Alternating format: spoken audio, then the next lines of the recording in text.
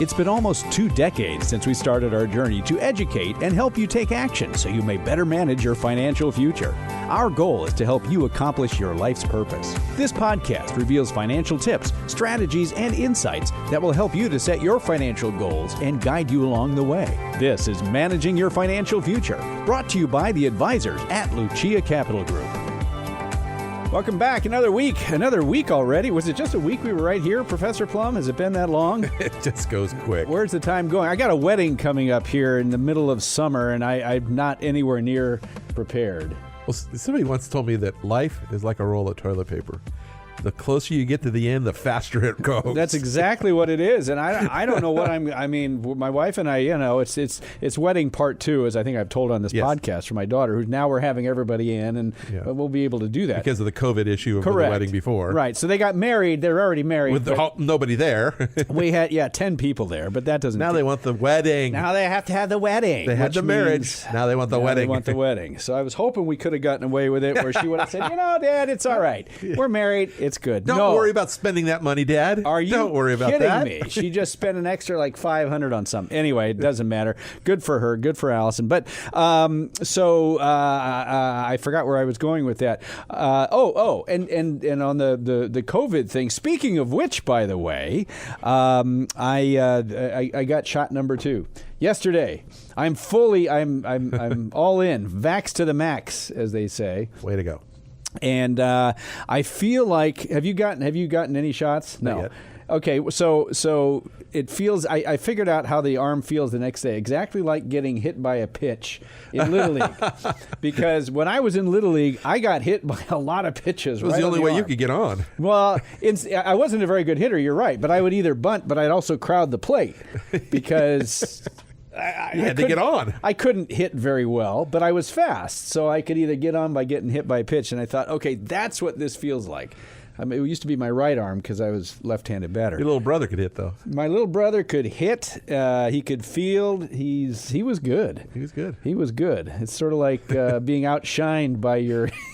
your 1 year younger brother. 1 year younger brother. Well, as we know, maybe we've said he went to the Little League World Series with the El Cajon Western team. With my brother-in-law. Your brother-in-law. Who I didn't know at the time. You had no clue who he was at the time. It was 1977. Yes. And you were in high school or something. I forget. I was almost in high school, but I was too old. Yeah, 77, I was in high school. Not that they would have picked me to go to the team, but I always told people, well, yeah, my brother was a year out of Little League.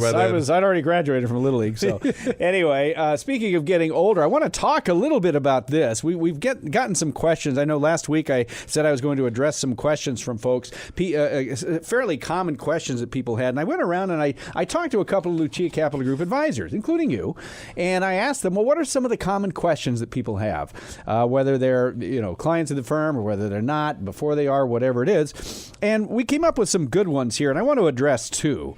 One question had to do with qualified versus non-qualified money. Now, when you get into with an advisor, when you talk to an advisor, that may be one of those terms that gets thrown about.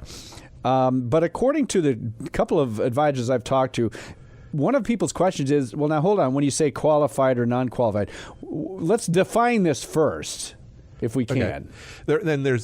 It's a semantic issue, so to speak. I mean, there's a general term of qualified, and there's an actual specific technical term for qualified. A true qualified asset is one that comes from a qualified retirement plan, an ERISA-controlled 401k, profit-sharing plan, defined benefit, something that the company set up that is not the government plans, but it is a qualified retirement plan. The ERISA meaning the Employment Retirement Income Security Act of 1974. Right. So there. Yeah, it was. Yes. Yeah. So they were they're regulated to an extent. And then it has kind of morphed into qualified now means pretty much any tax-deferred account that either afforded you a deduction going in, is tax-deferred while it grows, and then will be taxable when the money comes out. So an IRA technically fits into that area. A 457, which is not a qualified plan, would work in that way. The TSP. Thrift, government. Things that, basically, is it a tax-deferred? Now, we're not talking about annuities just bought even though they're tax deferred, they're kind of a quasi qualified, and this is where the problem comes in, because semantically, what are we talking about? So generally, when people are talking about qualified assets, they're talking about IRAs, 401ks, retirement plans, things of that nature. Yeah. Not annuities, unless the annuity is in an IRA. Okay, and we can get into that if we want Basically, to. Basically, does it have a required minimum distribution on the end? There you go. There you go. If it has a required minimum distribution, I would say... If it's tax deferred, has an RMD, it's going to be kind of classified as a qualified asset. Yeah, which means that Roth IRAs are not part of that. Not as the owner, no, because a Roth IRA for the owner does not. And while they're technically tax deferred until you're 5 years into it and 59 and a half, then they're tax free. So you could argue, well, it's kind of a qualified asset. It is. I mean, but again, what are we trying to get a hold of? We're trying to break the assets into three major categories. Tax deferred, that will have a required minimum distribution in the future. Tax deferred that turn into tax free with no required minimum distribution in the future. Roth IRAs, Roth 401ks have RMDs. And then everything else, non-deferred, non-sheltered assets, personal money, brokerage accounts, non-qualified annuities, even though they're tax deferred. Yeah, stuff that you don't have a required minimum distribution on, for the most part. So what that leads to then, when we talk about qualified versus non-qualified, this is a question that comes up a lot, and we've talked about it before in conjunction with a strategy, but I wanted to bring this up because apparently this comes up quite a bit in meetings. And this has to do with people who ask the question, should I wait till age 72, which means required minimum distribution age, to start taking distributions out of my qualified accounts? You know, many people retire, let's say at age 65. They don't have a required minimum distribution yet, not for another currently 7 years at that point. They have a good chunk of their money. In their tax-deferred accounts. In their let's call it a qualified money. Yeah, let's say a 401k. And I think for most people, that's probably... The 401k, IRA, type they accounts. have that. But they've also got some personal money. So their question is, and the question I want you to address here, Professor Plum, is somebody says, well, I can take it out of my 401k or my IRA. I don't have to yet. Or I can live off of my personal money and not have to... Right, and have very little taxes. Right. And isn't that wonderful, paying no taxes? Well, it could be. What is your take on this? Well, I've heard an old rule that says don't waste good. And that 10% tax bracket that we have, the 12% tax bracket we have for some people, that could be considered very good when you're looking at a very large IRA, that once you start taking your required minimum distributions, you're going to eat up that 12 and maybe more. And now your Social Security is going to be fully taxable, because by 72, you're taking your Social Security. You should be taking it at 70 at the latest. And so you're maybe you're giving up paying taxes in a very low bracket today, where in the future, you're just going to pay a lot more taxes. So if you have the opportunity, I mean, okay, you're going to retire at 65. Are you taking your Social Security or not? If you're not, and you're going to live off personal money, you've got some serious room in that lower bracket. You've got, if you're a married couple, the first 25, 26, even 28,000 if you're 65 and above, of income you show on your tax return will be wiped off from a taxable standpoint. You won't have to pay any taxes on it. And then the next, 20,000-ish is at 10%. The next, 60,000 is at 12%. If my IRA is very small, that's not a big issue. But if the majority of my money is IRA, waiting is just creating a ticking time bomb in many cases. It's going to jump you into a much higher bracket and then leave your surviving spouse in a horrific situation where not only will they be in a worse bracket, but they'll have to pay Medicare premiums because their income is over the limits for the singles. So what people should be doing, I guess, is what you're saying, and correct me if I'm wrong, is that they have a 401k and they know that when they take money out, whether it's required or not, they're going to have to pay taxes on that money. At least it will go into the taxable column potentially. They should look at this and decide how much in taxes is this going to cost me to take it out? Yes. For most people who do not have pensions, it may be better to take those IRA and 401k distributions earlier rather than later, and maybe even postpone Social Security depending upon your longevity and things, and use up the low brackets on that money from the 401k IRA in that low bracket rather than waiting until 70 and letting it grow more and all of a sudden being in a higher bracket at retirement, and you're never going to be out of it at that point for the rest of your life. So it all depends on, how your income is set up. Now, for people that have huge pensions, or very nice pensions, I don't have to use the word huge, but they're probably in a trap. No matter what they do, they're going to be paying taxes. Because their income is such that because of their pension, they don't need the distribution, and now they're just looking at it going, okay, this is for the kids. Well, in that case, we may want to, again, where are the brackets at today? Where might they be in 5, 6, 7 years when the required minimum distributions start? Should we be using up some of the, even though we're in a X bracket today, there may be some more room in it. Let's take up that room and maybe do conversions if you don't need to spend the money. So either spend the IRA money or convert the IRA money in the lower brackets to try to avoid the higher brackets later on. Yeah, let's explain for people who don't necessarily understand. And I know we talked a week or two ago about the surprise that some people find is that there is not a 0% tax bracket, but there's not an official one, but there's an unofficial one. There's a portion of your income that you do not pay taxes on because you get a certain amount of deduction. The deduction says the first X amount of dollars you don't pay tax on. So if I'm retired and I haven't taken any income, or my income is only going to come from my 401k this year, let's say, and I don't have a pension, or I'm not taking it yet, whatever it is. So you're saying if I'm married, the first 20, what is it? A little over 25 right now. Plus, if you're 65 or old, you get an extra 13 some a piece. So all right, well, let's say you're 65. Let's say you're 65, and you can take, what you're saying is you could take the first almost $28,000 out of your 401k in this example, where you don't have any other income. Yeah, if you have no other income, you don't pay any tax on that. If you're trying to live on $2,000 a month, you can do it pretty much tax free. Well, that's true, and perhaps somebody can do that. Now the other side of it is obviously $2,000 is a little on the lower side for most people. They need more, but they may be able to blend, take some money from personal, some money from the IRAs, and keep their total taxable income or total gross income at that 28 number. Cash flow is different than income. So I can take principal out of my personal accounts, and I've already paid tax on that. Don't have to show that on my tax return. Only the interest on it. So I could take 25 from one, 25 from the other, and be in a zero tax bracket. Now, what if I have a Roth? I mean, I'm sure you've seen some people who have a decent-sized Roth IRA, and they said, well, you know something? I need about 60 grand a year to live off of, and so I can take, for a while, I can take 30 grand maybe out of my Roth. That Roth, that distribution from the Roth, Professor, doesn't count? It doesn't show up on the tax return as long as it's being listed correctly. And even if it does show up, it'll show up as a non-taxable event, not part of the income stream, not part of the tax stream, and it's not an issue. But the Roth is that wild card, and it depends on whatever else is going on in your life. The people that I've seen that have very nice Roth IRAs, where they could actually take 30 a year from it or so, also have fairly large IRAs, 401ks, and things of that nature. And so if they're blending it now, it may be still letting the IRA grow too much, so that by the time they get to 72, their RMDs are going to be super high again. So it's all a matter of how your portfolios are structured. How much Roth do you have compared? I've also seen people that have done a very good job. They retired at 60, 61, 62, and between now and when they retired, and at the time they thought 70.5. Now they've got an extra year and a half reprieve on that.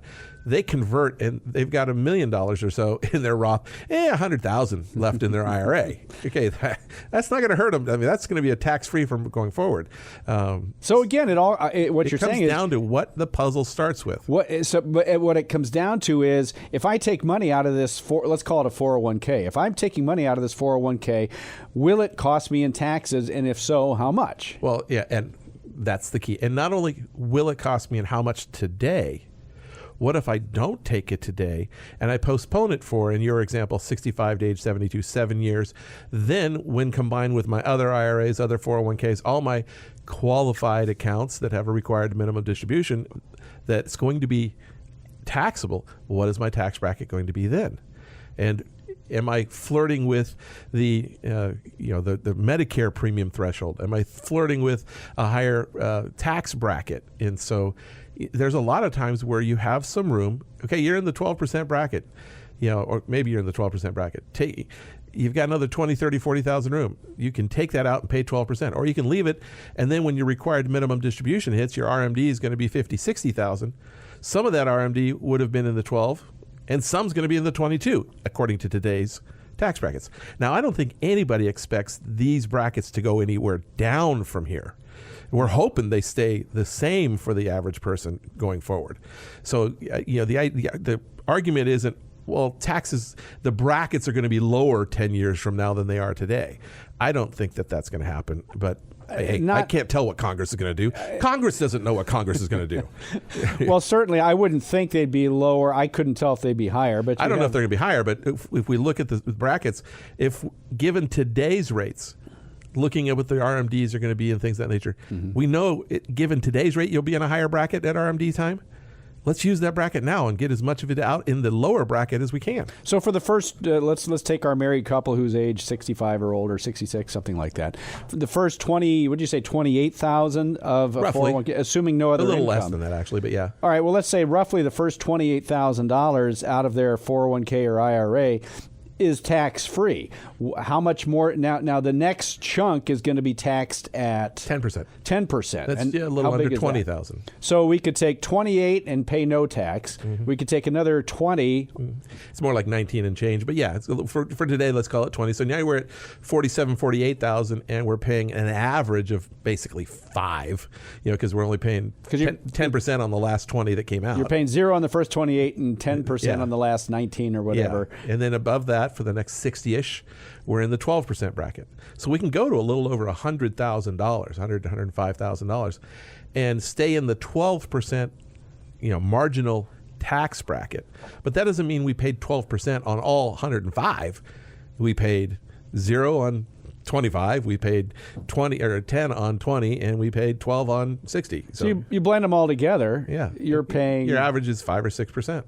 For how much to take it? 105. 5 or 6% on $105,000. Yeah, maybe 7. Call it 7 or 8.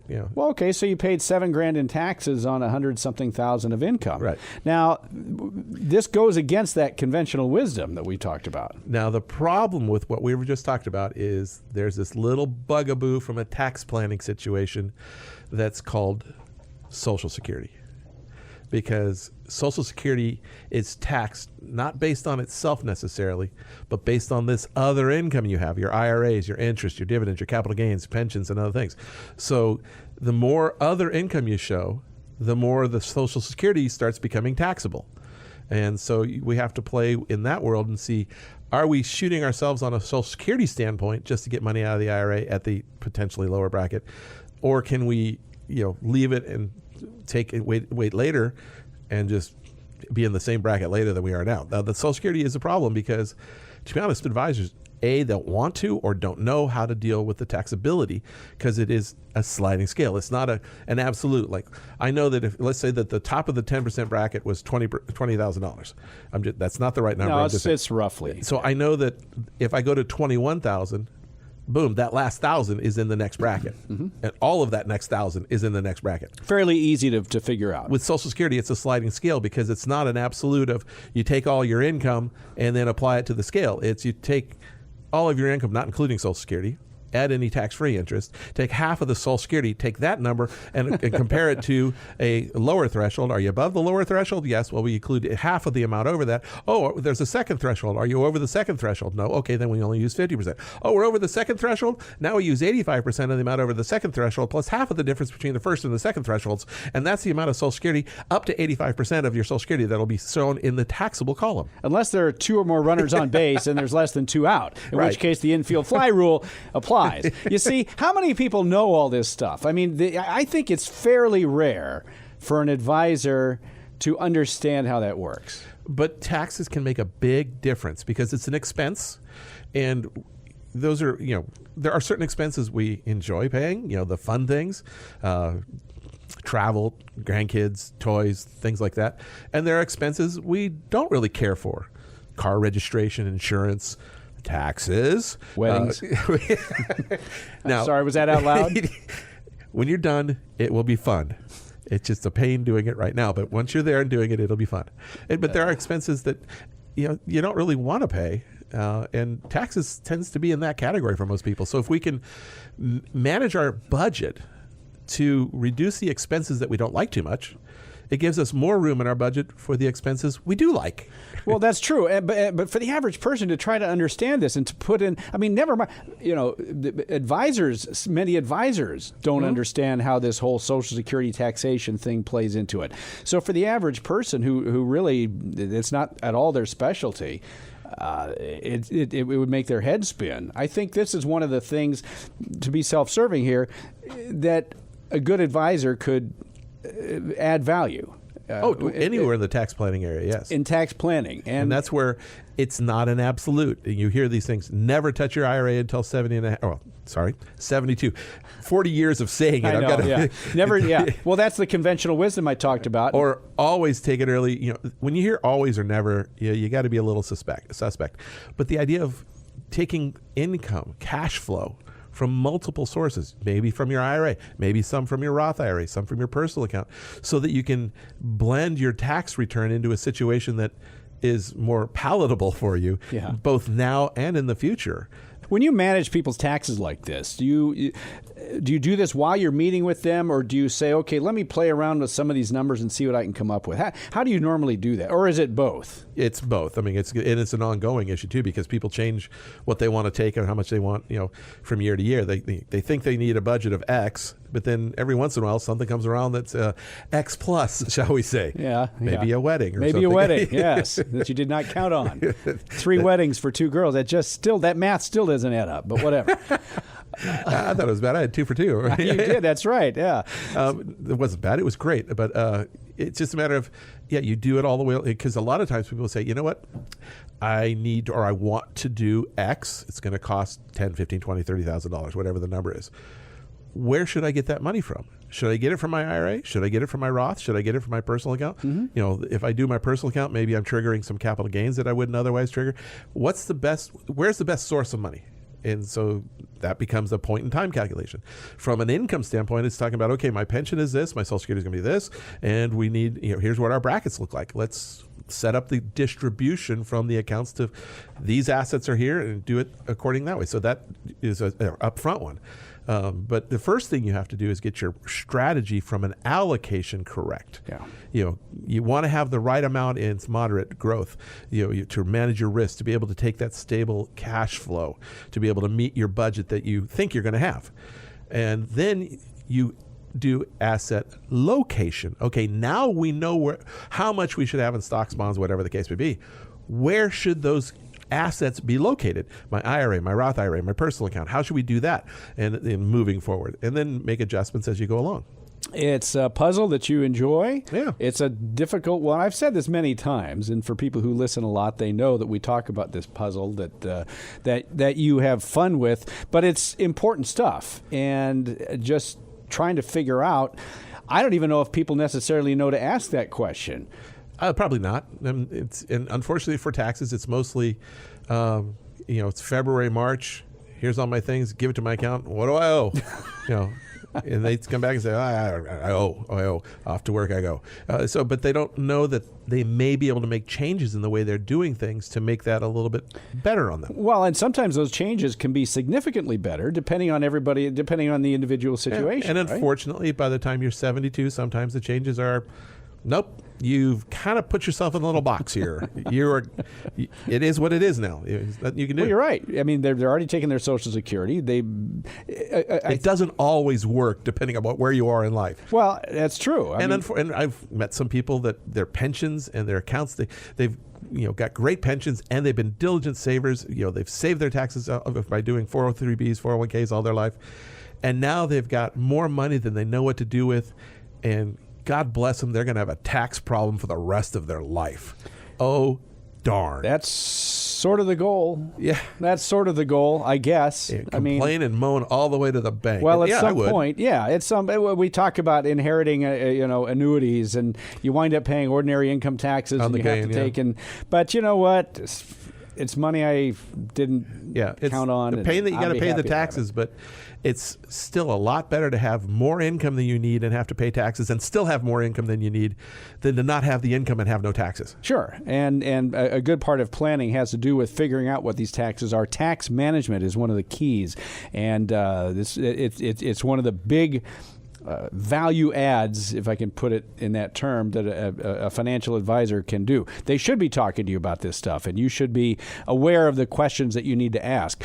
We can talk more about this later. You mentioned on the next program, you mentioned taking $100,000 and paying 7% potentially, depending on the tax. I'd have to bracket. actually do the calculation. No, but it's probably about 7-ish. But we've talked in the past. This may be fun to do next time about how you could have $100,000 income and pay no federal income taxes. It's a certain situation, but yeah, maybe. It is a certain situation, and it certainly doesn't apply to most people. But what I think that demonstrates is how you can use the tax code and the laws to your advantage to potentially, how you can use them to your advantage if you know the code. You got to know the code. I must have the code. How much for the code? I was thinking more like the pirate code, but that's... Well, I don't know that part of it. I'm way out of that culture. Anyway, you want to talk more with Professor Plum. You want to talk about tax managing your portfolio. You want to know, where should you get your money? Is it better to take it out of your personal account? Is it better to take it out of your 401k right now? Should you wait and take Social Security? If you're not taking it yet, if you are, how does that play into things? How old are you? Do you have room in your bracket? All of this stuff really needs to play into your calculation, and Professor Plum enjoys doing this. 800-644-1150. You can talk to Professor Plum. I would suggest you do that. Give him a call. Just have him or any of the Lucia Capital Group advisors. You have a whole team. I don't mean it. I don't want it to sound like it's just you. You're on with me. Right, I'm with you because I got nothing else. No, I'm kidding. Nobody else wants to come on with you. You're the only Nobody one. else wants to talk to me. That's Somehow right. you do. But no, there's we have a bunch of advisors all across the U.S. that I work with and that have been trained, and they understand the bucket strategy. They understand asset allocation, asset location, and the importance of tax management and all that, and how Social Security plays into it. Yep. So talk to Professor or any of the Lucia Capital Group advisors, as I said, 800-644-1150, or you can go online, get in touch with them that way, luciacap.com, LUCIACAP.com. Subscribe to this podcast, by the way. You can subscribe on Spotify. We'd love to see you there.